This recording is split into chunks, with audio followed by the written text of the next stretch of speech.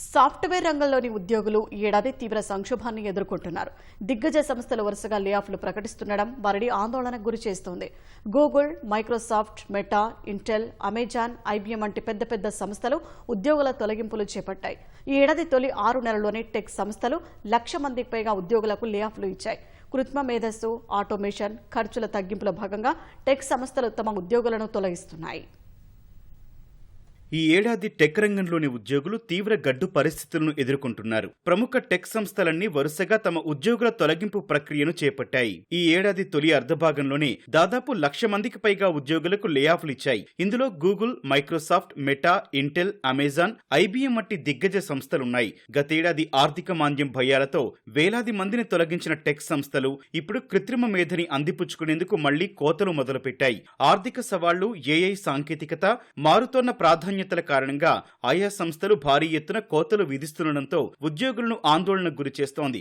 దిగ్గజ సంస్థ మైక్రోసాఫ్ట్ ఈ ఏడాది అత్యధికంగా లేఆఫ్లు ప్రకటించింది. ఈ ఏడాదిలో ఇప్పటికే 3 సార్లు కోతలిచ్చిన మైక్రోసాఫ్ట్ తాజాగా 4వ లేఆఫ్లు ఇస్తూ ఓ ప్రకటనను విడుదల చేసింది. ఎంతమందిని తొలగిస్తున్నారో సంఖ్యను ప్రకటించినప్పటికీ తమ మానవ వనరుల్లో 4% మందిని తొలగిస్తున్నట్లు ప్రకటించింది. అంటే దాదాపు 9,000 మందికి ఉద్వాసన ప్రకటించనున్నట్లు తెలుస్తోంది. ఎక్స్బాక్స్ గేమింగ్, సేల్స్ సహా పలు విభాగాల్లో ఉద్యోగ కోతలు ఉండనున్నాయి. ఈ ఏడాది ఆరంభంలో 1% మందిని తొలగించిన ఆ సంస్థ ఆ తర్వాత మే నెలలో 6,000 మందిని ఇంటికి పంపించింది. జూన్లోనూ 300 మందికి పైగా ఉద్యోగులను తీసేసింది. గతేడాది కూడా ఈ కంపెనీ దాదాపు 10,000 మందికి లేఆఫ్లు ఇచ్చింది.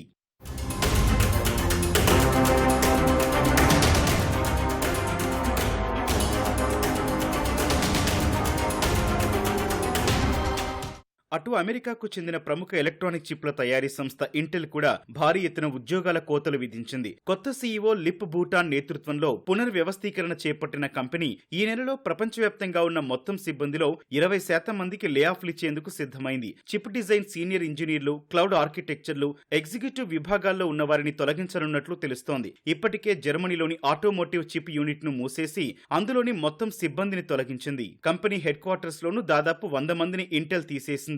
ఐబీఎం సంస్థ కూడా ఈ ఏడాదిలో ఇప్పటి వరకు దాదాపు 8,000 మందిని తొలగించినట్లు తెలుస్తోంది. ఎక్కువగా హెచ్ఆర్ విభాగంలో ఈ కోతలున్నట్లు సమాచారం. రోజువారీ సాధారణ కార్యకలాపాలను ఐబీఎం ఏఐతో భర్తీ చేస్తోంది.